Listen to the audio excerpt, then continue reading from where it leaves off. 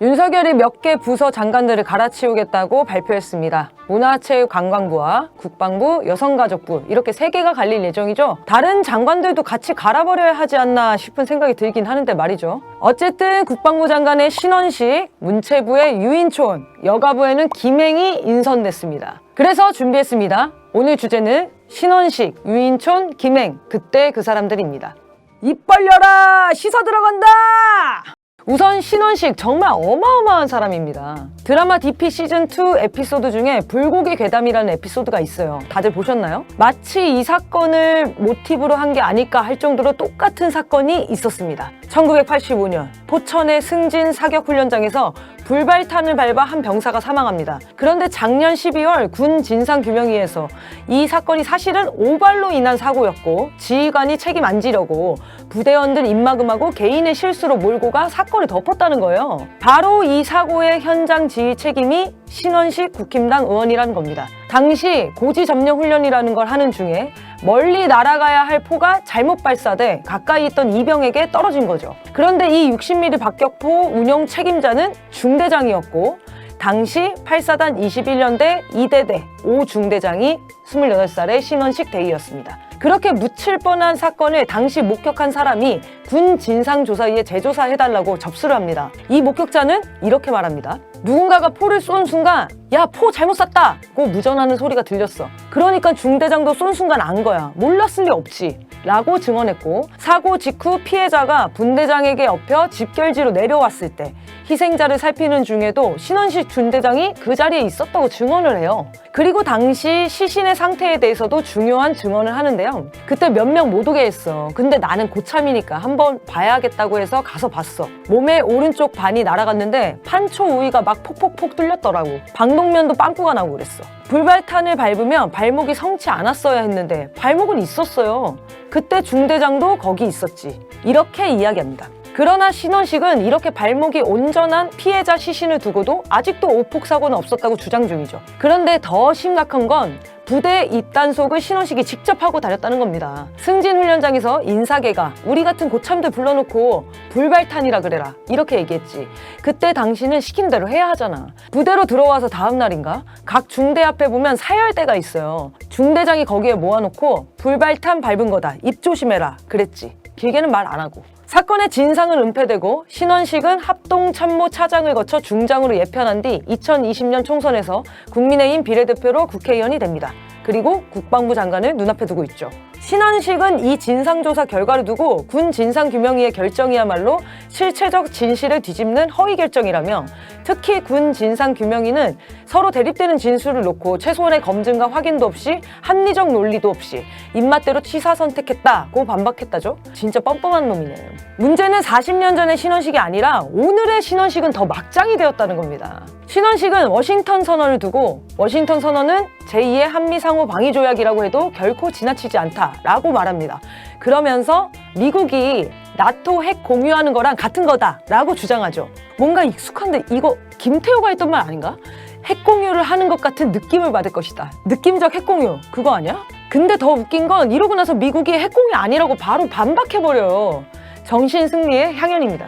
그리고 더 중요한 건 최근 홍범도 장군 흉상 관련해서 가장 먼저 문제를 제기한 사람이 신원식이라는 겁니다. 지난해 국정감사에서 홍범도 장군이 봉오동 전투에서 공을 세웠다고 하나 그 뒤에 자유시에서 1,500명 되는 우리 독립군의 씨가 마르는데 주역이었습니다.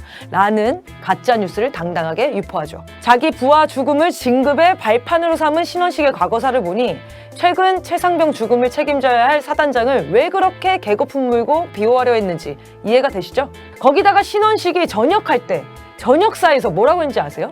모두가 평화 통일을 노래할 때 북진 통일을 준비하십시오.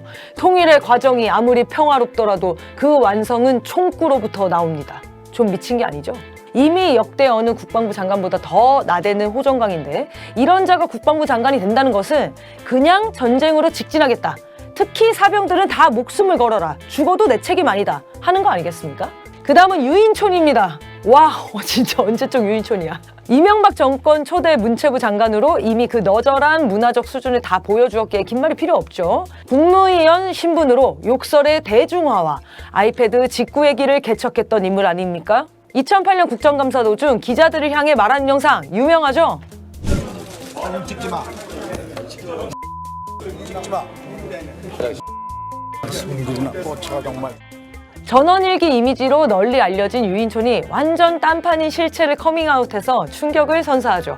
2009년에는 한예종에서 협동과정 서사 창작과 폐지에 반대하는 피켓을 든 학부모에게 학부모가 세뇌됐다! 라는 명언을 남기셨고요. 미국산 쇠고기 수입 반대 촛불 집회를 두고 촛불 때문에 관광객이 줄었다는 발언을 하기도 했습니다. 그리고 유인촌이 그 유명한 문학의 블랙리스트를 주도한 장본인 아닙니까? 그런데 유인촌이 해낸 게 딱 하나 있습니다. 지금은 많은 사람들이 쓰는 아이패드. 이 아이패드가 예전엔 국내 반입 금지 품목이었거든요. 뭐 전파법 어쩌고 뭐 그런 거였는데 그건 일단 넘어가고, 그래서 직구한 사람들이 아이패드 막 못 받고 그랬어요. 그런데 2010년 4월 26일 전자출판산업 육성 방안을 발표하는 자리에서 장관이라는 자가 국민들은 못 사게 한 아이패드를 딱 꺼낸 거예요. 장관이 국내 반입 금지 품목인 아이패드를 감히 말이죠. 난리가 나니까 어떻게 됐을까요? 아이패드 국내 반입 절차가 완화되어 버립니다. 국민들은 그의 임기 중 칭찬받아 마땅한 업적이라며 유인촌과 문익점 이름을 합쳐 유익점이라는 별명까지 붙여서 조롱했죠. 거기다 이명박 구속됐을 때 눈물을 흘리며 배웅하던 자들이 있었는데 그중 한 명이 유인촌이었고요. 그 옆에 있는 사람은 누군지 아시죠? 이동관입니다. 그야말로 이명박 정권에 부역했던 부역자들입니다. 영혼의 절친 이동관과 유인촌을 내세워 방송을 장악하고 문화계를 정치에 악용할 생각이 너무 뻔하지 않나요? 근데 유인촌까지 데려온 거면 이제 막 이명박을 대통령으로 데려와야 하는 거 아닌가? 마지막으로 김행은 짧게 하겠습니다. 여가부 폐지를 담당하게 된 김행이 김건희랑 20년 지기 친구라죠. 그런데 충격 발언은 바로 이거죠. 윤석열도 베트남 가서 참배하고 오지 않았냐는 용해인 의원 질문에 베트남은 미국을 이긴 공산주의입니다 라고 대답을 해요. 미국을 이기면 되는 거였군요. 그럼 만약에 북한이 미국을 이기면 종북이 되실 건가요? 이런 논란의 사람들을 인선한 거 보니 이번에도 인사청문회를 요식행위로 하겠다 이미 통보한 거나 다름없어 보입니다. 이러나 저러나 어차피 지지율 30%고 70%가 등진 정권이니 여론도 더는 눈치 볼 거 없다는 심정인가요? 어디서 이렇게 천박하고 무도한 사람들만 모아오는지 신기하지 않으세요? 이런 사람들 평생 한번 만나기도 힘들어요. 정말 부정비리의 초능력자 모임이라도 하는 건가요? 쓰레기통에서 쓰레기 주워오는 건가요? 이렇게 민심 이반을 자초하며 전쟁 준비, 국민 탄압에만 열을 올리면 정권의 마지막은 빨라질 수밖에 없습니다. 부하 장병이나 국민을 희생양으로 삼는 권력자들에 대한 심판은 단호하고 참담할 것입니다. 아참!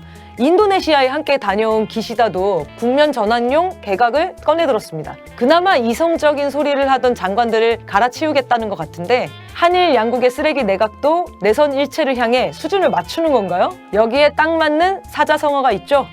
난영 난제입니다. 지금까지 입 벌려라 시사 들어간다. 입벌씨였습니다.